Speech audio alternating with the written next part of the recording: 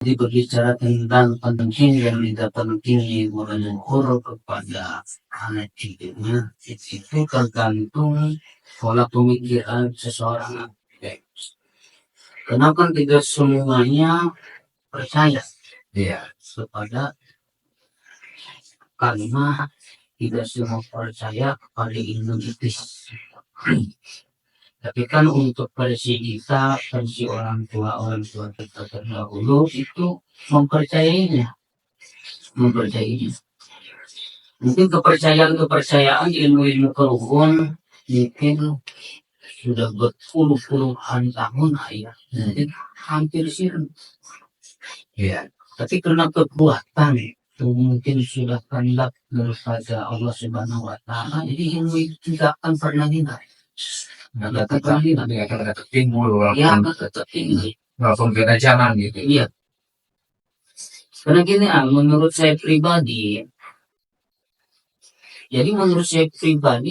keilmuan para leluhur itu sangat penting untuk anak cucunya.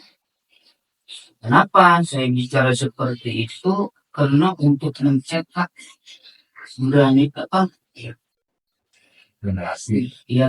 generasi untuk ke depan yang lebih baik dan lebih bijak.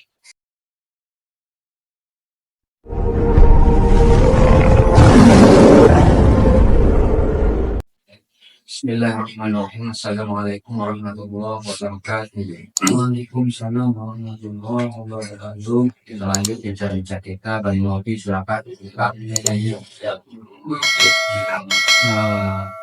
Adapun yang kita bahas malam ini mudah-mudahan bisa berguna dan bermanfaat bagi kita semua.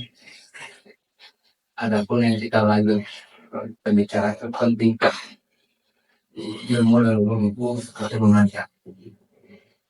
Tadi sedikit kita singgung kan masalah karungun leluhur kita kan. Leluhur kita bahwa karungun kita itu kan kalau kita pelajari, kalau kita susun sampai ketiganya bisa untuk menjadi kajian usul gitu kan, mencari jati diri kita. Nah, dalam hal ini kan seberapa pentingkah karungun itu, ilmu leluhur itu untuk keturunannya? Apakah ilmu batinnya atau ilmu yang lain juga bisa masuk enggak? Memakan kedugalan atau masuk apa khusus ilmu batin yang bersifat karomah tadi yang bisa ilmu kedugalan yang kalau hilang bersama dengan nggak adanya leluhur kita, itu ilmu yang mana ini bisa mensifati anak keturunannya?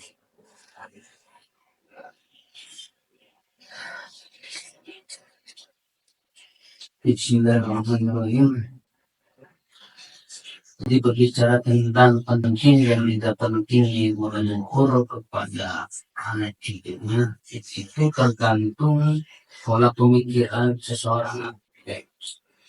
Kenapa tidak semuanya percaya kepada, karena tidak semua percaya kepada ilmu iblis. Tapi kan untuk versi kita, versi orang tua kita terdahulu itu mempercayainya.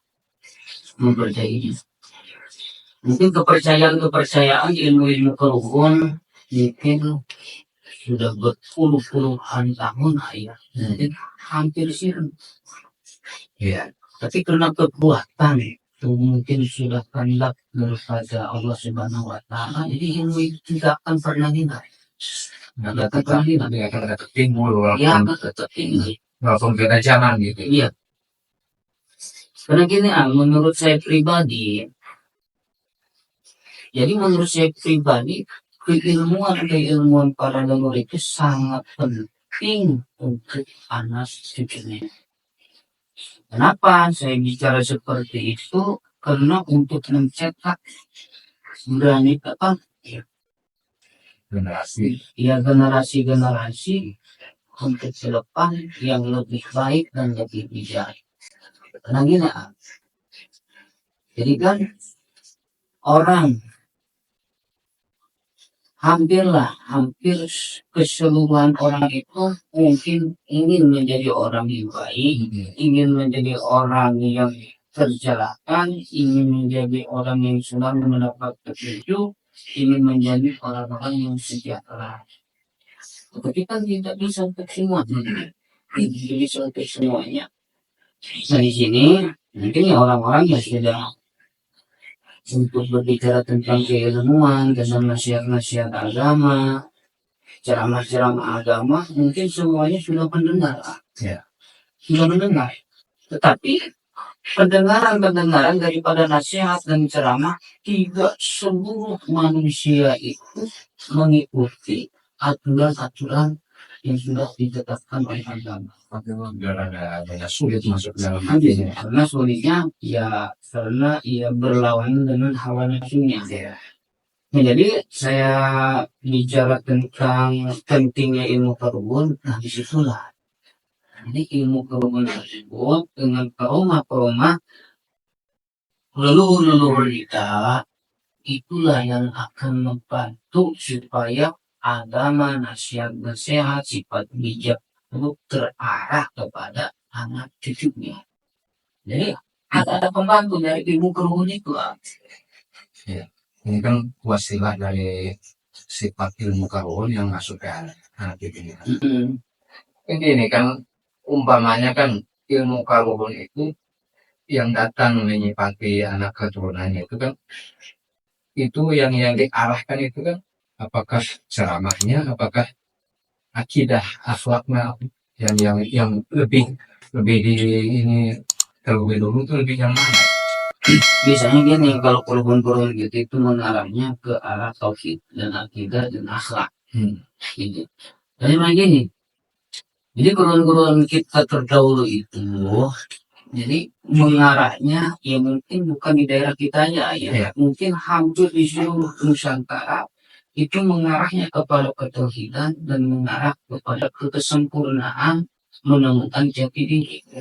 Kan orang-orang tua dahulu itu arah alur ngajinya ke situ, di situ. Jadi bukan sekedar hal kita mengerti tentang ilmu syariat, terus tidak diarahkan kepada hal hakikat. Tetapi orang-orang guru itu arahnya itu walaupun banyak teori, itu arahnya pasti ke arah hakikat, ke arah ketuhanan.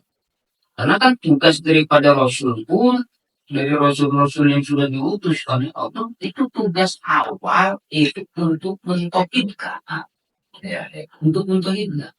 Itulah jadi keilmuan keruhun-keruhun tersebut mengarahnya kepada mengesahkan dan tauhidkan Gusti Allah supaya tidak memusyrikan selain daripada Allah.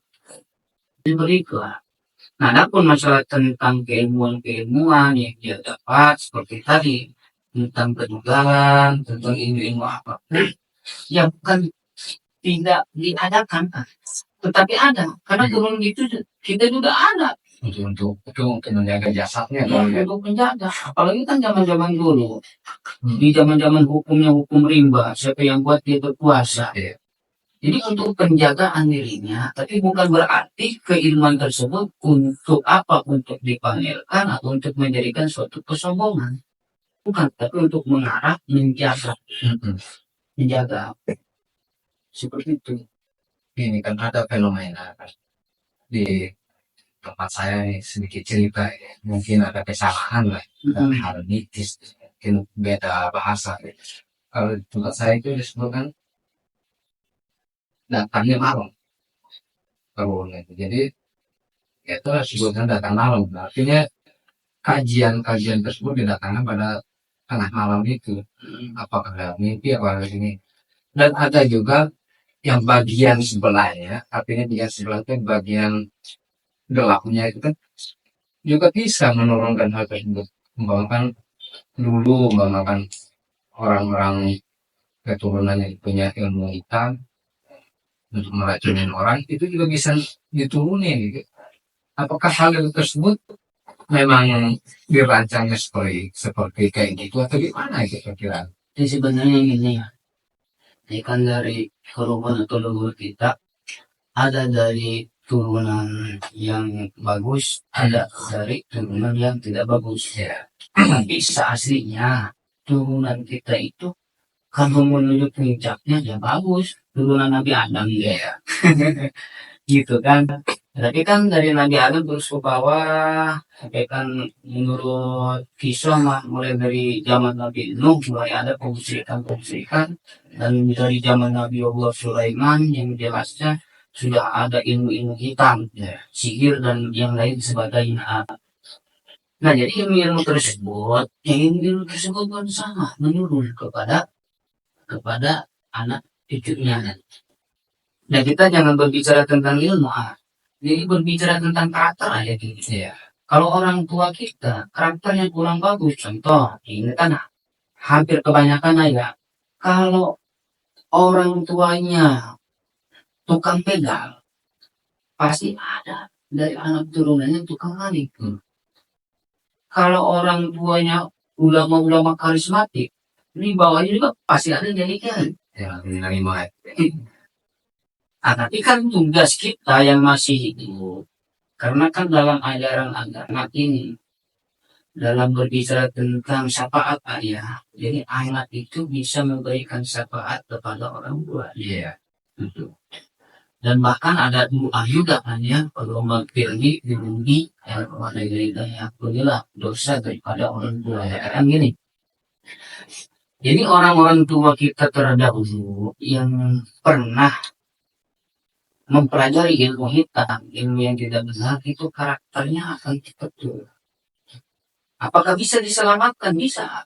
Oh, masih bisa deh. Masih bisa. Tujuan apa sebenarnya yang turun itu? Seketika diterima oleh anak cucunya ilmu-ilmu yang kurang bagus. Ya.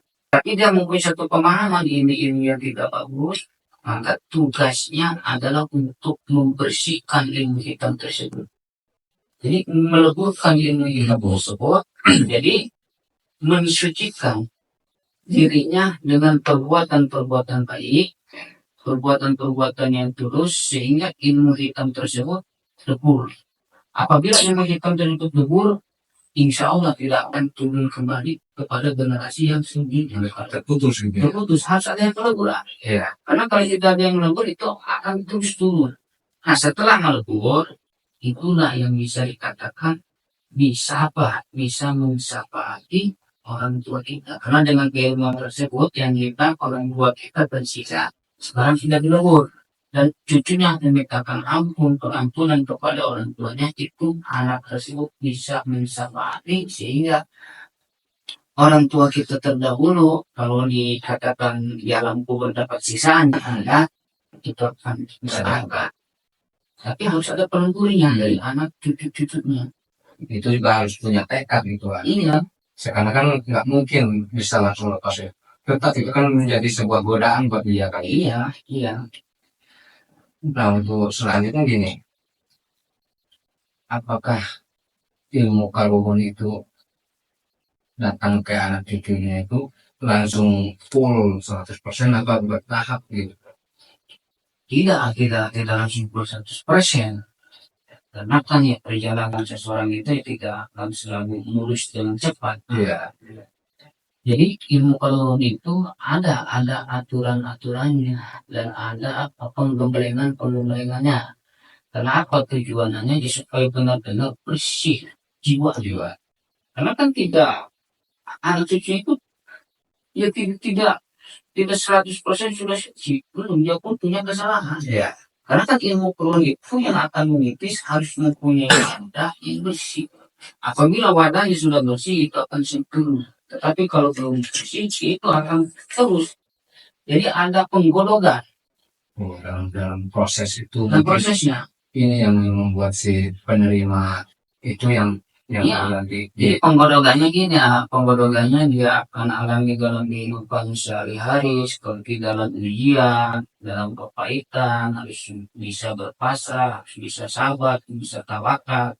Apabila dia belum 100% menguasai tentang ilmu sabar, ilmu tulus, ilmu ikhlas, itu tidak akan sempurna. Kecuali dengan dia itu harus benar-benar bersih secara total. Jadi sedikit-sedikit maksudnya. Dan keilmuan tersebut ini ada proses, ada sama proses pembelajarannya. Itu tidak langsung bisa ya, Iya. tidak langsung bisa, ada proses. Ini prosesnya yang akan menyadarkan dia bahwa peruhun terdahulu itu punya ilmu seperti itu. Seperti turun kita mempunyai tentang ilmu apa ya, ilmu apa, bisa tentang ilmu sebelum minara contoh ya. Jadi mengetahui sesuatu sebelum kejadian.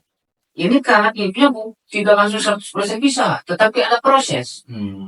Jadi prosesnya bagaimana? Ya, seperti ada ujian yang mengarah supaya ke ranah itu, ke ranah itu, seperti itu. Jadi ada proses. Dalam berproses tersebut itu kan, apakah itu didampingi langsung atau hanya dipantau baik? Jadi didampingi ya. Jadi didampingi ya, didampingi. Namun kan didampingi di sini kan untuk pembelajaran. Tapi didampingi tersebut kan ya tergantung orangnya. Ada yang didampingi selama 24 jam, ada hanya sekedar sewaktu-waktu. Seperti itu.